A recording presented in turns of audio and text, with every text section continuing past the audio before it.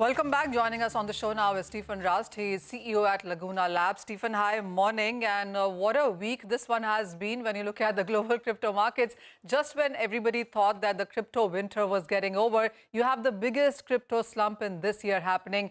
What is your sense with FTX and what is happening, and how soon and what kind of regulations globally are you expecting now? Yeah, thank you, Manisha. Thank you for having me on. Look, it's been a really tough week, a tough 3-4 days, but I think this has been building for a couple of weeks with a couple of issues that happened in the marketplace. And I think FTX, which is one of the biggest exchanges, just filing for bankruptcy pretty much, right? I mean, Alameda Research is shut down. FTX itself is illiquid. So I think there's a big difference that we're experiencing right now: illiquid markets, and then basically insolvency. What are we confronted with? I think we don't know. There's a myriad of companies that are set up under the FTX group. How do we manage that? How do we navigate that? He's gone out and apologized, but I think for the crypto markets, it's a big backlash. I mean, a lot of people were trading, a lot of institutions were trading using FTX. They raised a lot of money in equity. So we'll see how much of the equity was used, how much of the customer funds potentially were used.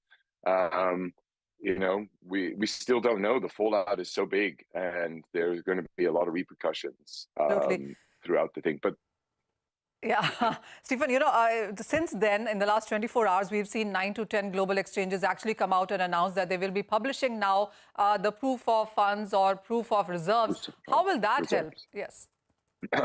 So that'll be really helpful, right? I mean, on the one hand, it's really good. We see what the collateral is, where those collaterals reside, which wallet addresses they are, and what's the full extent of that. I think what we also then need to do is see proof of liabilities, because in the end, what are the liabilities associated with the counter assets that are having?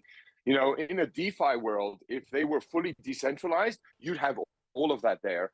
We work with, and Chainlink Labs, a big partner of ours, they have an on-chain proof of reserve, independent, verifiable, real-time.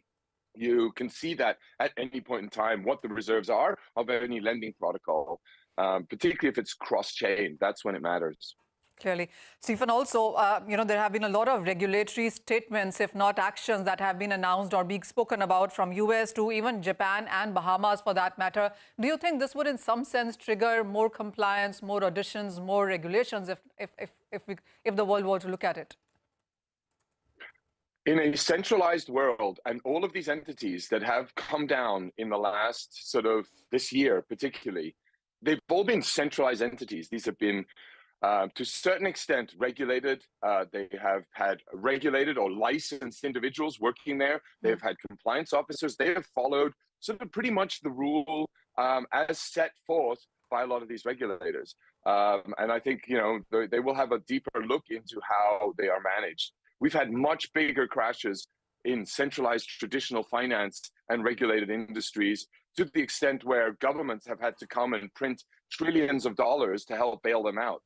In this case, in crypto land, there's no bailout. Nobody comes. It's another private entity that may come and try and look and evaluate a rescue plan. But in this case, it hasn't happened. In a DeFi world, it is already much more transparent than you get in a centralized or traditional finance world. So the DeFi, the decentralized world, I think, we should have more oversight in terms of auditing capability, checking the blockchain explorers, looking at the transactions that take place, identifying the addresses that funds move to. But I don't think we need more regulation in the decentralized world. However, in the centralized world, I don't know what to do with there. I think it's very complex, and it's very hard to navigate. I think people just get lured by the vast amounts of money that are there, and as a result, they become maybe Yeah. Oh, yes. Stephen, the whole, idea of perhaps decentralization and crypto and blockchain was to ensure that there was more transparency, that you could perhaps get away from all of these things. And this is exactly what we have seen happen. I also want to come to the point about the kind of sell-off that we have seen in cryptocurrencies. Solana, for an example, I mean, that was a very strong one. That also has seen a very sharp decline. Where do you see light at the end of the tunnel now? So I was at the Solana breakpoint in Portugal, where just last weekend, over the weekend, by the way, people were building. There were developers, there were business developers, there were software developers, all kinds of developers trying to grow the ecosystem. And that ecosystem was really strong. There were some 10, 15,000 people that flew from around the world to go to the Solana breakpoint and identify new business opportunities, build commercial relationships. And that was, to me, a very good sign that Solana is still a strong platform, has a very strong proposition. It's just unfortunate that a lot of the token holders in Solana were using the Solana tokens as collateral and had to offload those to readjust their, sort of funding requirements or their customers' funds to be able to allow them to withdraw. And that was FTX and Alameda was one of the biggest backers of Solana. Solana, I think, is going to be here to stay. I think other crypto assets that have developer communities that are providing valuable propositions are going to be here to stay. And it's your keys, your coins. And I think that's what we're going to be looking for going forward. All right, tough time, and what a whole week can really do, a complete change in what we've seen in the international markets. But Stefan, thank you so much for joining us and making it easier, breaking it down for our viewers here. With that, that's all the time that we have on Halftime Report. Stay tuned for Business Lunch coming up next.